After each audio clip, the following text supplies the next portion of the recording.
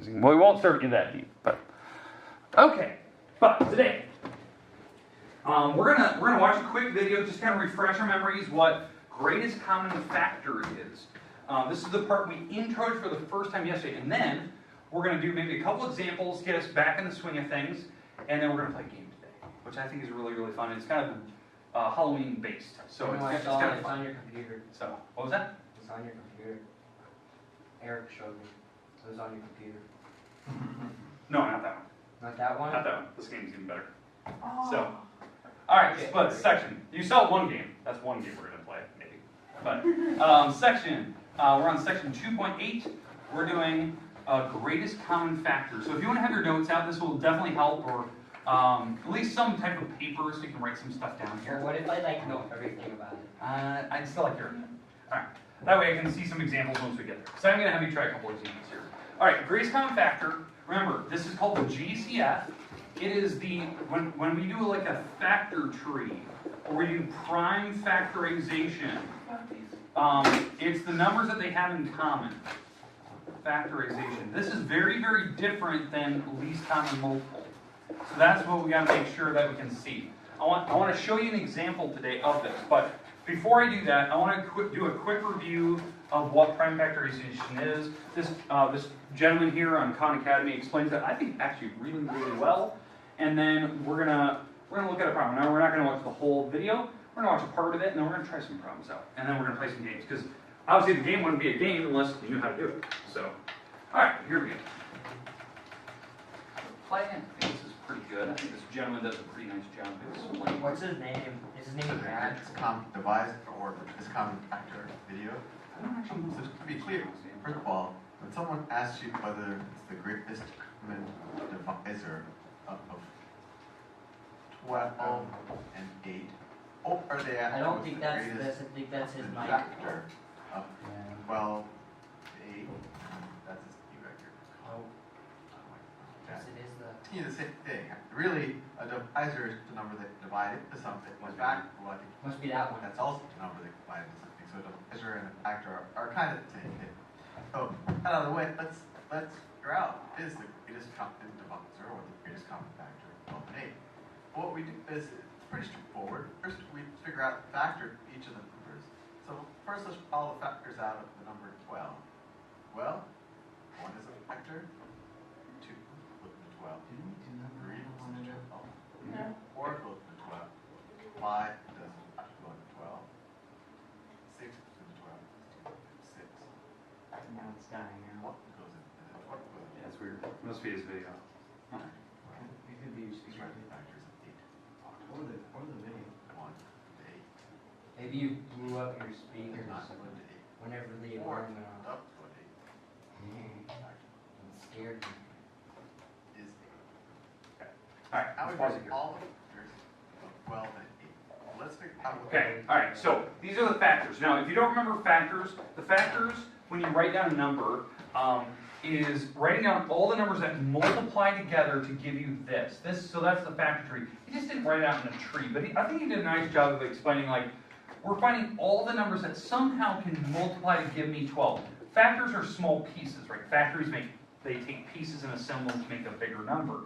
So the numbers are 1 and 12, those are a pair, because 1 and 12 multiply to give me 12, 2 and 6 multiply to give me 12, 3 and 4. You guys did that problem actually yesterday. That was one of the examples. That's why I kind of like this video. And then the other one was 8. Well, he did a nice job of talking about it was like 1 and 8 multiply to give me 8, and 2 and 4 multiply to give me 8. And what we do for greatest common factor is you start with the biggest number and you spin yourself around clockwise like a clock, and you look at what is the number that they have in common. The biggest number, because they share usually more than one number. Well, in this case, they do share 4s, and that would actually be the greatest common factor. It is the biggest number that they both share when you write out all the factors of the numbers. Now that is very different than what I was showing you yesterday, right? We did an example of prime factorization if you're up at the board with me. Prime factorization is doing that tree method of doing it. You know, like the prime factorization tree is the forest method. That's what we were calling it.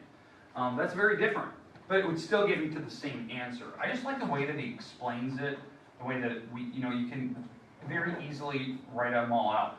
Now, there was a difference, right? Now, Miss Edwards, when you were doing your factors yesterday, because I know you were taking factors, I was doing prime factorization, what were the type of numbers you were using yesterday? Can we talk about those, like double digits, triple digits, anything in particular you're starting with? We mostly just picked up 2-digit numbers. 2-digit numbers. Now, can I ask you why you picked 2-digit numbers? Because we had limited number of factors.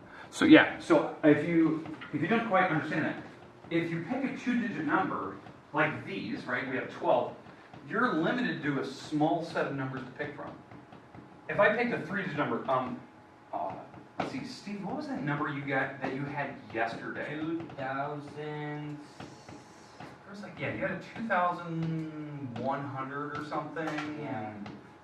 12,870 or something. These are huge. It was easy. Okay, it was easy when you did prime factorization, but can you imagine trying to make the entire tree like this? All the numbers that multiply give you 2,000. The list would be incredibly long, and then you have to still figure out what is the first number that they have in common, or the biggest number that they have in common. Way too hard. It was So, 30. 30, is that what it turned out to be? 30? Yeah, it was one of those things like, it was so big. Like, it would take forever to figure out all the common numbers. So that's why this method is great when the numbers are smaller. I actually prefer this method when it's small. But when the numbers get big, like the number that Stephen had yesterday, I would never do this method. I would never attempt to do this. It's great when numbers are small. Miss Edwards, do you have a certain set of numbers that you used yesterday? Let's see. 30 and 36. 30 and 36. Okay. So let's take a look at those, and we can explain why we do it a certain way. So let me get rid of this. Okay, so 30 and 36. 30 and 36. Now, if we're going to do it by the way that Miss Edwards was doing it, numbers that multiply give me 30. Well, obviously the first one, 1 and 30, right? 2 and 15, 3 and 10, 4 doesn't go into 30, 5 does, 5 and 6. I think that's it. So we have a lot of numbers going to 30. For 36, oh my goodness, what's that? 1 and 36, 2 and 18, 3 and 12, 4 and 9, 6 and 6, and so we have a lot of numbers. I mean, this is even a lot for just a small 2-digit number. And now we have to start here and spin all the way around until we find a number that they both go into. So it looks like 30, yeah, 6. 6 would be probably the biggest number. Now they do have other numbers they have in common. They shared 3s and 2s and 1s, but the bigger number was 6, and that's your GCF. Not bad, right? It still took time. It took some work. I mean, that's not a bad thing. It took some time to figure out, what the common number was. But we're doing factor trees, right? I like it. It's great for small numbers. Now, these actually turned out to be bigger sets than I was expecting. There's a lot of numbers that go into that. And you do need a calculator, right? You have to break them down and figure out every number that multiplies in.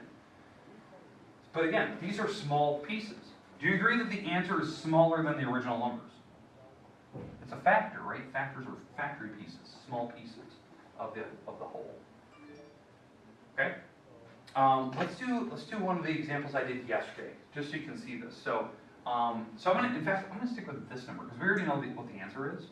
But I'm gonna do this problem with the way we were doing it on the board because I think I finished with both groups yesterday. I think both of you were up here for at least 1 or 2 problems.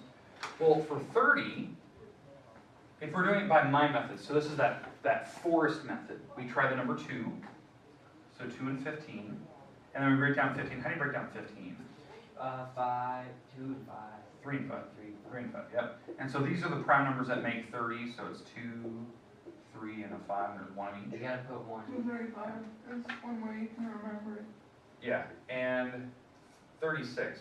Let's go 6 and 6. 6. Break that down, 2 and 3, 2 and 3. And so 2 of 2. 2 2s. of 3. So yeah, so we have 2 2s and we have 2 3s. Then you take the 2 and 3. Yep. And then you would times those, and you would get 6, and 6 would be the number. Yeah, because GCF is what numbers they have in common, not just any numbers.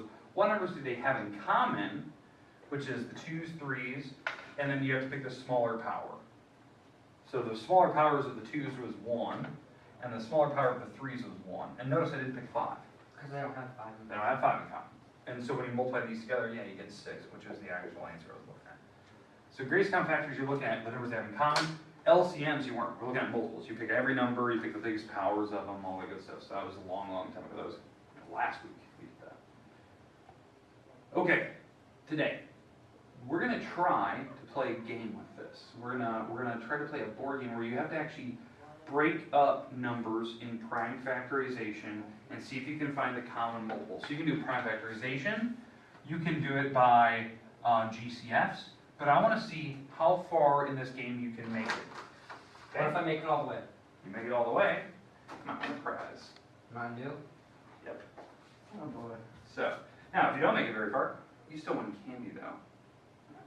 Halloween's coming up. This is gonna be So there's still a bonus to go. Alright, so, now here's the idea. Everyone is at their own pace. You don't have to race. It's not who gets there first. If you can get there, you get there and you still win. Alright, so here's my board game. So let's go to the back table here. And we're going to play. Miss Edwards, if you like to play, you can also do that. It's a race now, boys. It's no race, no race. It's a race now. All right. Sorry. No, It's a sir. race. So, in fact, I'm going to have you gentlemen sit here at the Right pot here? of 3. That way everyone can see the I actual want to board. see here.